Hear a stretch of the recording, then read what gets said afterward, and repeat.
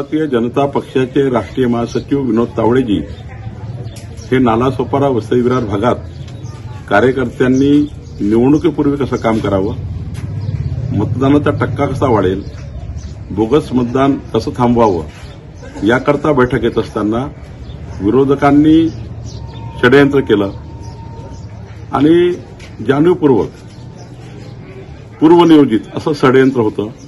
विनोद तावडेवर आरोप करण्यात आले की विनोद तावडे हे कोट्यावधी रुपये घेऊन आले आहेत आणि कोट्यावधी रुपये वसई विरार भागात वाटणार आहेत, नालासोपाऱ्यामध्ये वाटणार आहेत आणि विरोधकांनी एक फिल्म तयार केली, विरोधकांनी मीडिया मॅनेजमेंट केलं आणि विनोद तावडेजींना षडयंत्रपूर्वक गोवण्यात आलं।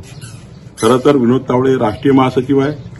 राष्ट्रीय महासचिव पदावर असलेला व्यक्ती असे पैसे वाटप फिरतील का याचाही विचार केला पाहिजे। खरं तर विरोधकाच्या पायाखालची जमीन घसरलेली आहे। विरोधक आता निवडणूक हरताच आहे आणि म्हणून भारतीय जनता पार्टींना आणि विनोद तावडेजींना बदनाम करण्याचा प्रयत्न आहे। तपास यंत्रणेने याबाबतची दखल घेतलेली आहे।